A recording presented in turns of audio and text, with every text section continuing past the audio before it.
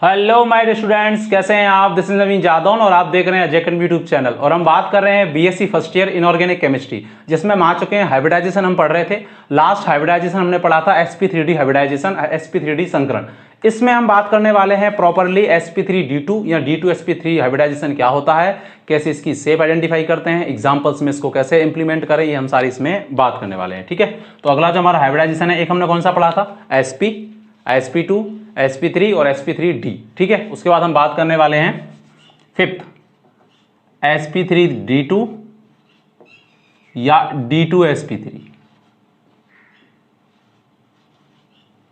ठीक है, चलिए सबसे पहले अगर हम डेफिनेशन की बात करें, क्योंकि हम थ्योरेटिकल पेपर देंगे, अगर हम बीएससी फर्स्ट ईयर के बच्चे हैं और हमको एग्जाम में क्वेश्चन आएगा तो थ्योरेटिकल हमको लिखना पड़ेगा। तो क्या लिखेंगे कि जब, क्योंकि हमको पता है हाइब्रिडाइजेशन किस पे निकालते हैं, सेंट्रल एटम पे। जब सेंट्रल एटम का एक s ऑर्बिटल, एक s कक्षक, 3 p कक्षक और 2 d कक्षक संकरण में भाग लेते हैं, तो कितने, 3 तो p हो गए, एक s और 2 d, कितने हो गए, 3 2 5 और 1 6, तो 6 संकृत कक्षकों का, कौन से संकृत कक्षक, sp3d2 संकृत कक्षकों का क्या होता है, निर्माण होता है, जिसको हम क्या बोलते हैं, sp3d2 या d2sp3 हाइब्रिडाइजेशन। अगर किसी का आउटर d भाग लेता है उसको बोलेंगे sp3d2। अगर किसी का अंदर वाला d कक्षक, अभी हम बात करेंगे कैसे अंदर वाला भाग लेगा, तो उसको बोलेंगे d2sp3। ठीक है, सबसे पहले क्या बात होगी, इसमें एक तो कौन सा ऑर्बिटल होगा, s ऑर्बिटल, एक तो कौन सा कक्षक होगा, s कक्षक, p कितने होंगे, 3 p कक्षक, 3p नहीं है ये, 3p है,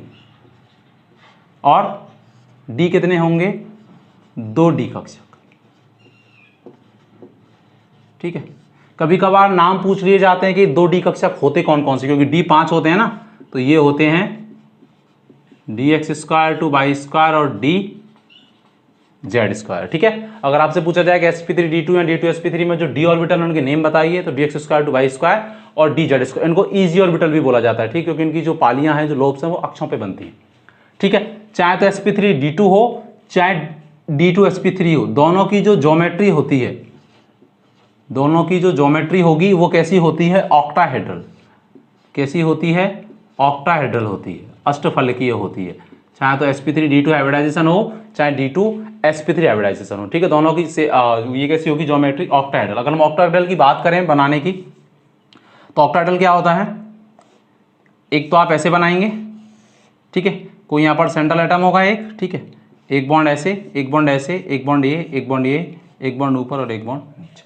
ऑक्टाहेड्रल का एक दूसरा नाम भी होता है, क्या होता है, स्क्वायर बाइपिरामिडल, वर्गाकार द्विपिरामिडनुमा पिरामिडल। ठीक है, बाइपिरामिडल क्यों है, क्योंकि देखो ये तो स्क्वायर बन गया, दिख रहा होगा आपको, और एक पिरामिड ये बन गया और एक पिरामिड ये बन गया। ठीक है, ठीक है, कब होगा ये, जब टोटल कितने हाइब्रिड ऑर्बिटल बनेंगे, 6 हाइब्रिड ऑर्बिटल बनेंगे, 6 संकृत कक्षक। टोटल कितने बनेंगे, 6, जिसमें एक s होगा, 3 p होंगे और 2 क्या होंगे, 2 उसमें क्या होंगे, d होंगे। ये एक बेसिक बात हो गई sp3d2 या d2sp3 के बारे में, कि एक s भाग लेता है, 3 p भाग लेते हैं। आप डेफिनेशन के रूप में भी लिख सकते हैं, क्योंकि आप थ्योरेटिकल में देंगे तो आप डेफिनेशन के रूप में भी लिख सकते हैं। तो एक s, 3 p और 2 d, टोटली कितने बन जाएंगे, 6 हाइब्रिड ऑर्बिटल बन जाएंगे। इसकी जो ज्योमेट्री होती है वो कैसी होती है, ऑक्टाहेड्रल होती है। अगर मैं ऑक्टाहेड्रल बात करूं तो ऑक्टाहेड्रल के 2 नाम है, एक तो ऑक्टाहेड्रल है अष्टफलकीय और दूसरा नाम क्या है, वर्गाकार द्विपिरामिडनुमा। क्यों, क्योंकि ये देखो स्क्वायर बन गया, एक पिरामिड ऊपर एक पिरामिड नीचे। एक्चुअल में ये कैसी है, जैसे ये स्क्वायर है ऐसे, है ना, ये स्क्वायर है ऐसे, 4 लग रहे हैं और एक ऊपर है। जैसे मैं आपको कैसे बताऊं, जैसे मेरे पास ये पेज है, ये तो स्क्वायर है, ये वर्ग है, एक बॉन्ड ऊपर लग रहा है और एक बॉन्ड नीचे, 4 इस पे लग रहे हैं, तो एक पिरामिड तो ऐसे बन जाएगा और एक पिरामिड कहाँ बन जाएगा, नीचे बन जाएगा। इसीलिए स्क्वायर, वर्गाकार, पिरामिडनुमा या द्विपिरामिडनुमा, सॉरी पिरामिड नहीं, 2 पिरामिड, तो एक पिरामिड ऊपर और एक पिरामिड नीचे। अगर हम बॉन्ड एंगल्स की बात करें कि इनमें जो बंद कोण होंगे, ये एक बेसिक बात है, फिर अपन एग्जाम्पल लेंगे। अगर हम बॉन्ड एंगल की बात करें कि इसमें इसकी ज्योमेट्री है, इसमें बॉन्ड एंगल कौन कौन से होंगे और वो कितने होंगे, तो हम देख के भी बता सकते हैं कि नहीं। देखो जो ये बॉन्ड है, वर्ग में जो बॉन्ड होते हैं ये और इनके बीच में कितने डिग्री का एंगल, 90 डिग्री, क्योंकि टोटल 360 होगा तो 4 बॉन्ड लग रहे हैं, तो एक 90 डिग्री। इसका मतलब इनके बॉन्डों के बीच में कैसा एंगल है, एक तो कौन सा हो गया, 90 डिग्री। एक बॉन्ड ऊपर जा रहा है और एक बंद नीचे आ रहा है। तो अगर एक ऊपर है और एक नीचे है, एक ऊपर एक नीचे, तो इनकी भी आपस में कितना एंगल होगा, कितना होगा 180 डिग्री। तो 180 डिग्री, ठीक है। तो एक तो किस प्रकार के हो गए 90 डिग्री के, और ये कितने हो गए 180 डिग्री के। अगर मैं ये जो ऊपर बॉन्ड है जैसे स्क्वायर बना था, ठीक है, तो एक बॉन्ड ऊपर था, तो स्क्वायर वाले जो बॉन्ड होंगे उसमें इसमें भी कितने डिग्री का एंगल होगा 90 डिग्री का। तो ये वाले भी बॉन्ड जो बॉन्ड एंगल होगा वो भी कितने का होगा 90 डिग्री का। आपस में जो एक बॉन्ड ऊपर जा रहा है और एक बॉन्ड नीचे अपोजिट है, ये कितने का होगा 180 का होगा। एक बात क्या याद रखनी है इसमें, एक बात आपको याद रखनी है कि ऑक्टाहेड्रल में जितनी भी कितने बॉन्ड बन रहे हैं 6, 1 2 3 4 5 और 6, सारे के सारे बॉन्ड कैसे होते हैं सेम होते हैं। ऐसा नहीं है कि ये वाले बॉन्ड लंबे हैं या ये वाले बॉन्ड छोटे हैं, नहीं, सारे के सारे बॉन्ड कैसे हैं सेम लंबाई के हैं। अपन क्या लिख सकते हैं, सभी बंद समान लंबाई के होते हैं, समान लंबाई के होते हैं,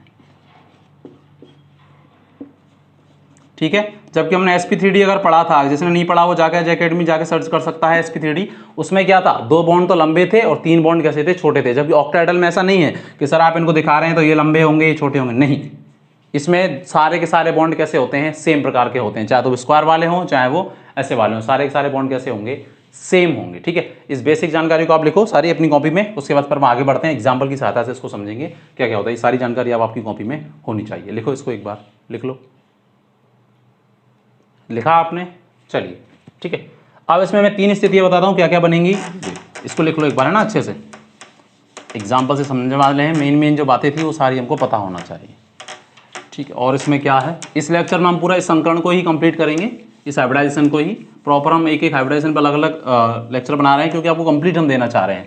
ये नहीं कि केवल पढ़ लिया, आप बीएससी का एग्जाम दें चाहे आगे आप कोई कॉम्पिटिटिव एग्जाम दें तो आपको कोई दिक्कत ना आए। इस तरीके यहाँ से कोई भी क्वेश्चन अगर बने तो कोई दिक्कत ना आए, ठीक है।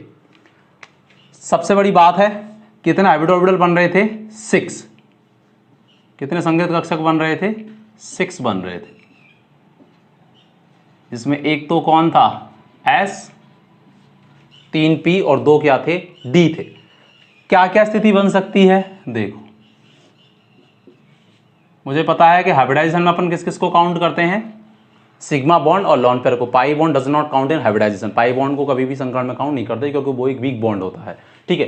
तो क्या स्थिति बने, टोटल कितने हाइब्रिड बनने चाहिए 6। अगर 6 के 6 बॉन्ड जो हैं वो कैसे हैं सिग्मा बॉन्ड हैं, 6 से अनुमान कैसे लगाएंगे, क्यों, क्योंकि जब 6 हाइब्रिड बनेंगे तो कौन सा हाइब्रिडाइजेशन होगा sp3d2 या d2sp3,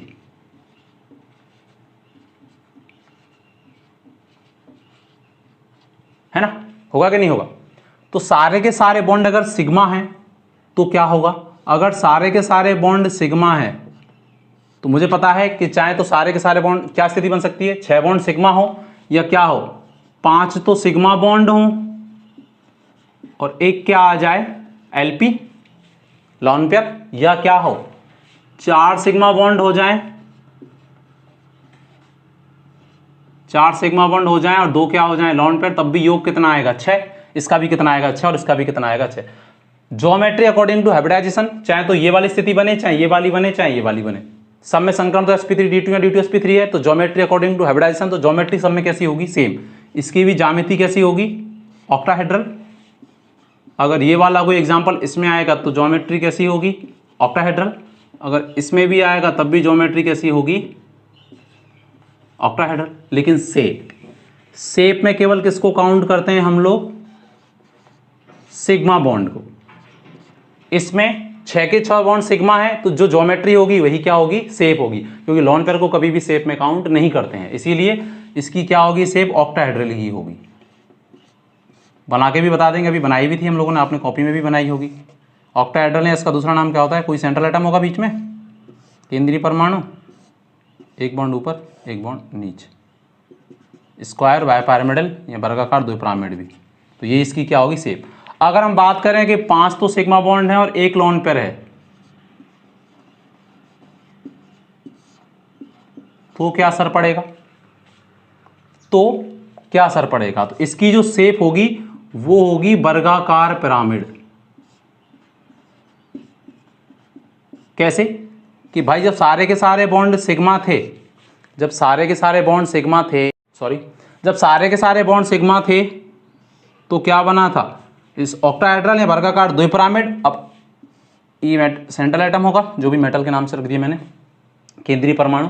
इसमें एक क्या आ गया, लॉन पेयर। तो अपन को 5 तो बॉन्ड हो गए, तो 5 बॉन्ड लगा दिए, एक अपन को क्या लगाना पड़ेगा भाई, लॉन पेयर लगाना पड़ेगा। तो अब लॉन पेयर को तो शेप में काउंट करते नहीं है, तो वर्ग तो है, लेकिन अब कितना पिरामिड रह गया, एक पिरामिड रह गया। इसीलिए वर्गाकार पिरामिडनुमा स्क्वायर पिरामिडल। अगर 4 कौन आ जाएं, सिग्मा बॉन्ड आ जाएं और 2 लॉन पेयर आ जाएं, 4 सिग्मा बॉन्ड आ जाएं और 2 लॉन पेयर आ जाएं, तो आपको इस ऑक्टाहेड्रल में कितने लॉन पेयर या एकाकी इलेक्ट्रॉन युग्म रखने पड़ेंगे, 2। कहां रखोगे, जहां से मिनिमम रिपल्सन लगे, मतलब कम से कम अधिकतम दूरी हो, तो आमने सामने रख देंगे। तो 4 बॉन्ड लगा दिए, एक इधर, एक इधर, एक इधर, एक इधर। यहाँ केंद्रीय परमाणु जिस पे संकरण निकाला है, एक लॉन पेयर ऊपर, एक लॉन पेयर नीचे। लॉन पेयर को काउंट करते नहीं है शेप में, तो अब केवल क्या रह गया, वर्ग रह गया। और वर्गाकार संरचना कैसी होती है, समतलीय होती है, क्योंकि 4 स्क्वायर है, जैसे ये है, ये है, ये इसमें 4 बॉन्ड है, ऐसे 1 2 3 और 4, तो 4 बॉन्ड एक प्लेन में ही तो है, तो इसको अपन क्या बोलेंगे, वर्गाकार समतलीय। इसीलिए जब 4 सिग्मा बॉन्ड होते हैं और 2 लॉन पेयर होते हैं, तो इसकी क्या होती है, वर्गाकार समतलीय या स्क्वायर प्लेनर। इसीलिए sp3d2 या d2sp3 में 3 स्थितियां बनी हैं। क्या क्या बनी हैं, सारे के सारे बॉन्ड अगर सिग्मा होंगे तो ज्योमेट्री होगी वही शेप होगी, लेकिन अगर 5 सिग्मा और 1 लॉन पेयर है, अभी अपन एग्जांपल देखेंगे, तो क्या हो जाएगी, ज्योमेट्री तो ऑक्टाहेड्रल ही होगी, क्योंकि ज्योमेट्री अकॉर्डिंग टू संकरण होती है, ठीक है। इसीलिए ऑक्टाहेड्रल, लेकिन शेप क्या होगी, वर्गाकार पिरामिड, क्योंकि एक जगह क्या आ गया, लॉन पेयर। लॉन पेयर को कभी भी शेप में काउंट अपन नहीं करते हैं, ठीक है भाइयों। वर्गाकार समतलीय स्क्वायर प्लेनर, ठीक है। एक यहाँ पर साइड आइटम जो भी होगा, एक यहाँ पर, एक यहाँ पर, 4 ऐसे है ना, इसमें एक यहाँ पर, 4 तो स्क्वायर पे, एक ये तो वर्गाकार पिरामिड। इसमें 6 के 6 होंगे सिग्मा बॉन्ड सारे के सारे, तो ऑक्टाहेड्रल है वर्गाकार द्विपिरामिड। जो ज्योमेट्री होगी वही क्या होगी, शेप होगी, जब सेंट्रल एटम पर सारे के सारे सिग्मा बॉन्ड होंगे, कोई भी लॉन पेयर नहीं होगा, ठीक है।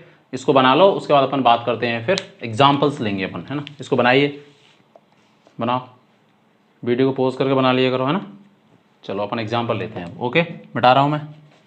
चलो 2-3 एग्जाम्पल जो इंपॉर्टेंट हैं, और आप कोई भी नया एग्जाम्पल आएगा तो आप आराम से कर पाएंगे। अगर आपको ये सारी चीज़ें पता है तो आप ज्योमेट्री बता पाएंगे, शेप बता पाएंगे, सारी बेसिक चीज़ें हैं ये, बिल्कुल जो हमको पता होनी चाहिए अगर हम पढ़ रहे हैं तो। इस लेक्चर में पूरा ये sp3d2 और d2sp3 पे ही बेस्ड है। चलिए एग्जाम्पल देखो,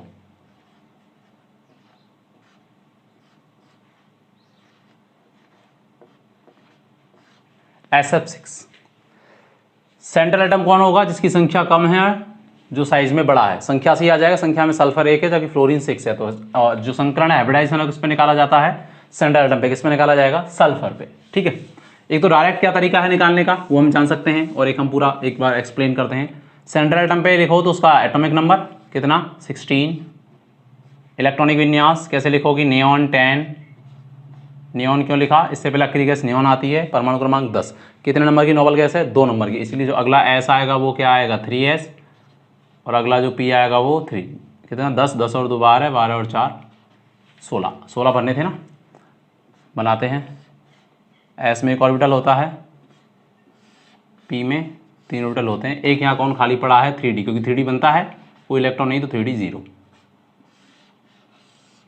P में कितने ऑर्बिटल होते हैं, 3, तो हमने बना दिए 3। D में कितने होते हैं, 1 2 3 5 होते हैं। S में कितने इलेक्ट्रॉन हैं, 2, तो भर दिए। P में कैसे हैं, 4, पहले 1 2 3 4। D में कोई नहीं है। कितने फ्लोरीन जोड़ने हैं, 6। सल्फर के पास अगर हम इसके आउटर सेल में देखें तो कितने अनपेयर्ड इलेक्ट्रॉन हैं, ये इसकी है मूल अवस्था, जिसको अपन बोलते हैं ग्राउंड स्टेट। कितने अनपेयर्ड इलेक्ट्रॉन है, 2। मैंने क्यों बोला अनपेयर्ड इलेक्ट्रॉन, अयुग्मित इलेक्ट्रॉन, क्योंकि बंध निर्माण में, बॉन्ड फॉर्मेशन में ऑलवेज बाह्यतम कोष के या संयोजी कोष के या बैलेंसी सेल के, एक ही बात है, जो ये बाहर वाला है उसके अयुग्मित इलेक्ट्रॉन भाग लेते हैं। तो फ्लोरीन को कितना जोड़ना है, 6 को, जबकि इसके पास अनपेयर्ड इलेक्ट्रॉन कितने हैं, 2। तो कितने अनपेयर्ड इलेक्ट्रॉन चाहिए, 6। तो क्या करें, एक्साइटेशन कराते हैं, उत्तेजन। कैसे कराएंगे, ये एक इलेक्ट्रॉन यहाँ चला जाए, और एक s का इलेक्ट्रॉन भी कहाँ चला जाए, d में चला जाए।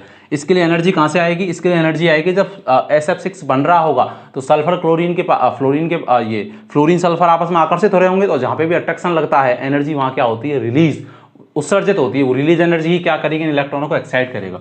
तो एक्साइटेड स्टेट में क्या होगा, इसमें कितना इलेक्ट्रॉन रह जाएगा, एक,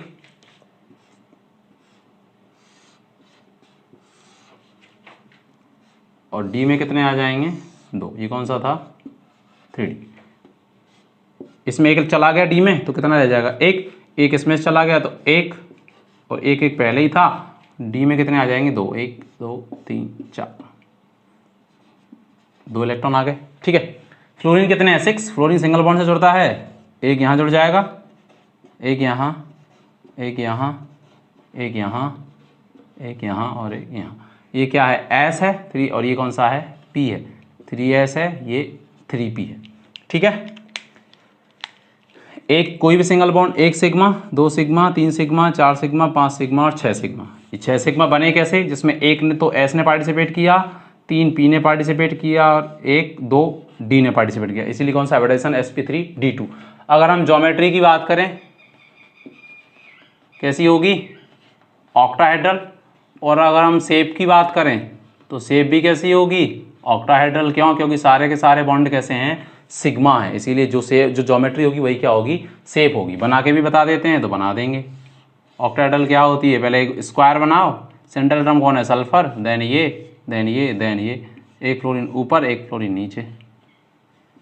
कहीं पे भी लगाओ फ्लोरीन, क्योंकि सारे बॉन्ड मैंने कैसे बताए हैं, सेम होते हैं। भले दिख रहे हैं कि ऊपर है ही नीचे है, लेकिन सारे बॉन्ड सेम लंबाई के हैं।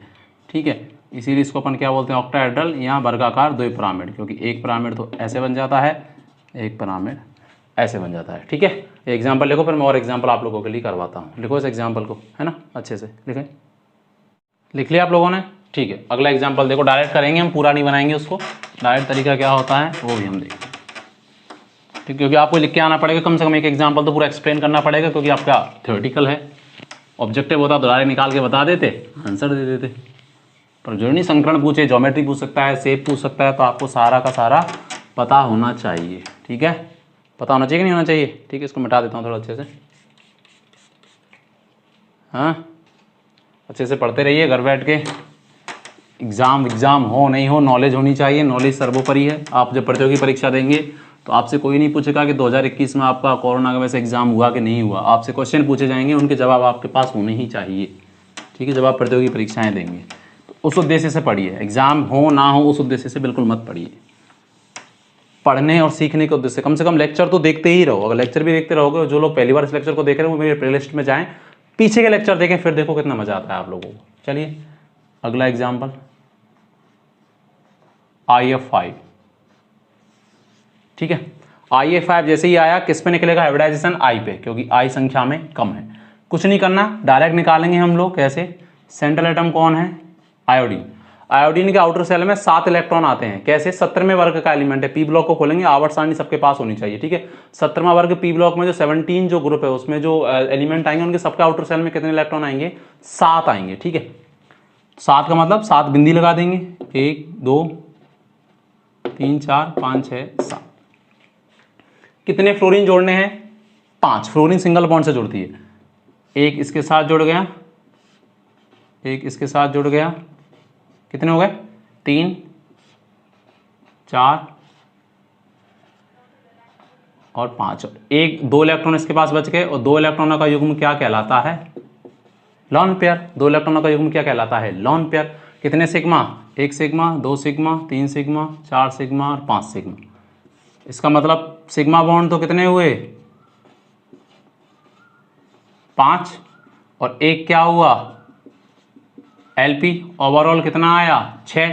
और अगर 6 आएगा तो 6 संगत कक्षक किसमें बनते हैं, sp3d2।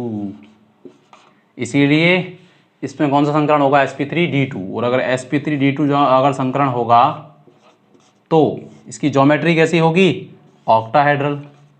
लेकिन क्या शेप वही होगी, अरे होगी कि नहीं होगी, नहीं होगी। क्यों, क्योंकि एक क्या आ गया, लॉन पेयर। अगर सारे के सारे सिग्मा होते, 6 के 6, तो जो ज्योमेट्री वही शेप, लेकिन नहीं। मैंने बोला था अगर एक लॉन पेयर आ जाए तो क्या हो जाएगी, स्क्वायर पायरामिडल।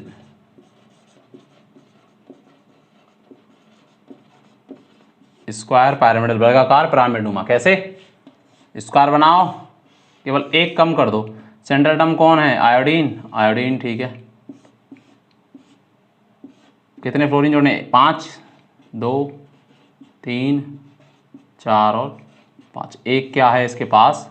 लॉन पेयर दिख रहा है, इसीलिए कितना पिरामिड रह गया? स्क्वायर और एक पिरामिड, इसीलिए स्क्वायर पिरामिड या वर्गाकार पिरामिड नुमा। ठीक है, इसको बनाओ अपनी कॉपी में, फिर अपन अगला एग्जाम्पल करते हैं। बनाओ इसको, ठीक है। एक एग्जाम्पल और देखते हैं, फिर अपन इस लेक्चर को ऑफ करेंगे। ठीक है, चलिए आप एक एग्जाम्पल को एक्सप्लेन करेंगे अच्छे से। इसको भी आप पूरा बना सकते हैं, लेकिन डायरेक्ट निकालने का भी तरीका मैंने आपको बता दिया है ना। चलिए अगला एग्जाम्पल हम देखते हैं, वेरी इंपॉर्टेंट और प्रतियोगी परीक्षाओं के लिए भी, और वैसे भी आता रहता है। HCF4 xenon tetrafluoride. ठीक है, सेंट्रल एटम कौन है? देखते ही पता चल जाएगा जीनोन, क्योंकि जीनोन की संख्या कम है। जो कम होता है वो, और अगर संख्या से नहीं पता चले तो फिर साइज जिसका बड़ा होता है वो, संख्या दिख रही कम है। जीनोन है 18 ग्रुप का एलिमेंट, डायरेक्ट बताऊंगा मैं, पूरा अपन एक्सप्लेन नहीं करेंगे। जीनोन 18 ग्रुप का एलिमेंट है। अक्री गैस है ना 18वें वर्ग का, तो 18वां वर्ग का मतलब उसके आउटर सेल में कितने इलेक्ट्रॉन आएंगे? 8। ये कितनी रोटी खाएगा? 8। ठीक है, रोटी का मतलब 8 इलेक्ट्रॉन इसके आउटर सेल में आने वाले हैं। चलिए, तो 8 आएंगे, तो 8 बिंदी लगा देते हैं इस पे।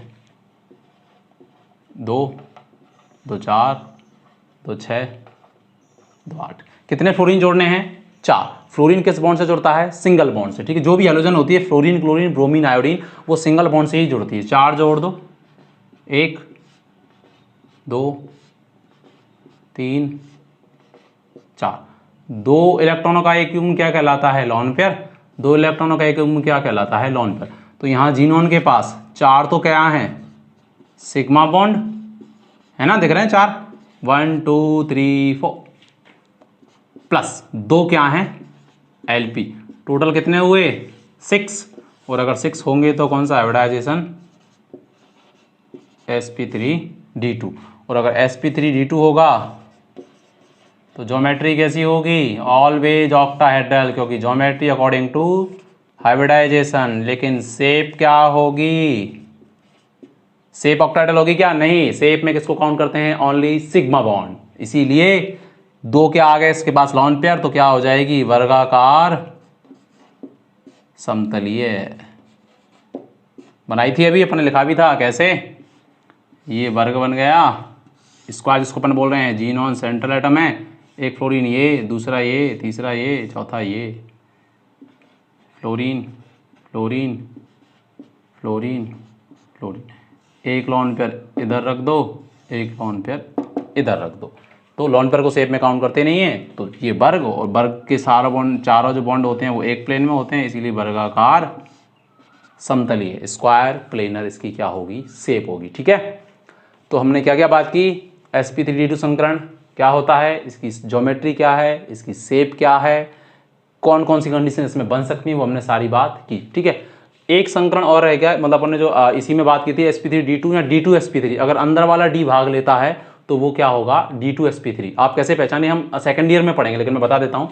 जितने भी संकुल यौगिक होते हैं, संकुल यौगिक क्या होते हैं? 12th में भी हमने पढ़ा है। उसमें मेटल होता है, लिगेंड होता है, ठीक है, और लिगेंड की क्या होती है? संख्या, जिसको अपन बोलते हैं समन्वय संख्या। अगर वो लिगेंड की संख्या कितनी हो? 6 हो। ठीक है, लिगेंड की संख्या कितनी हो? 6। तो उसमें स्थिति बनती है कि अगर उसका जो सेंट्रल एटम जो डी ब्लॉक का तत्व है, अगर वो अंदर वाला डी कक्षक 6 होगी, तो 6 होगी तो कौन सा संकरण होगा? sp3d2 या d2sp3। अगर डी कक्षक अंदर वाला भाग लेता है संकुल यौगिकों में, वो अपन सेकंड ईयर में इसको पढ़ेंगे, तो ये होगा d2sp3, क्योंकि 6 ही होता है ना sp3d2 या d2sp3 में भी। देखो 3 1 4 और 2 6, तो 6 लिगेंड अगर जोड़ रहे हो, 6 लिगेंड वाला कोई एक दंतुक 6 लिगेंड, अभी अपन सेकंड ईयर में बात करेंगे। 6 लिगेंड जोड़ रहे हो, संकुल यौगिक क्या होते हैं? मेटल होती है लिगेंड। लिगेंड जो मेटल के खाली कक्षकों में इलेक्ट्रॉन देता है वो मेटल, वो लिगेंड 6। तो अगर अंदर वाला डी भाग लेता है तो d2sp3, और अगर यही डी मेटल का बाहर वाला अगर भाग लेता है तो ये होता है sp3d2, जो कि हम पढ़ रहे हैं। ठीक है, ये हम सेकंड ईयर में अच्छे से इसके बारे में और अपन बात करेंगे, जब ये कोऑर्डिनेशन यौगिक हम पढ़ेंगे। और सेकंड ईयर में अगर कोई पढ़ना चाहता है, फर्स्ट ईयर का बच्चा, तो सेकंड ईयर के भी मेरे बहुत सारे लेक्चर हैं, आप वहाँ जाके भी इसको पढ़ सकते हैं। ठीक है, तो हमारे जो काम का था वो हमने पढ़ लिया। इसी प्रकार अगले लेक्चर में हम बात करेंगे जो हमारा लास्ट हाइब्रिडाइजेशन है sp3 d3 या d3 sp3, ठीक है, उसके बारे में हम अलग से लेक्चर काउंट करेंगे। ये लेक्चर अगर आपको अच्छा लगा हो तो ऐसे ही देखते रहें, अजय अकेडमी को प्यार करते रहें और सारे लेक्चरों को देखो, आपको बहुत कुछ सीखने को मिलेगा। और फिर इनको करके प्रतियोगी परीक्षाओं के आप क्वेश्चन भी देखोगे ना, बढ़िया फर्स्ट ईयर में हो आप, टीचर्स के एग्जाम जो भी होते हैं हमारे राजस्थान में होते हैं या पूरे भारत में होते हैं, तो आप उनको भी देख सकते हैं, आपको आंसर आप दे पाओगे। मेरा वादा है कि शेप क्या होगी, ज्योमेट्री क्या होगी, कौन सा संकरण क्या है। तो आई होप आपको लेक्चर अच्छा लगा होगा। तो ऐसे ही देखते रहें और पूरा कंप्लीट मैंने इसमें संकलन को पूरा कंप्लीट किया है। ऐसे ही अगले संकलन पे एक अलग से हम लोग लेक्चर रिकॉर्ड करेंगे। ऐसे ही देखते रहिए, खुश रहिए, सुरक्षित रहिए, ठीक है। जय हिंद, जय भारत।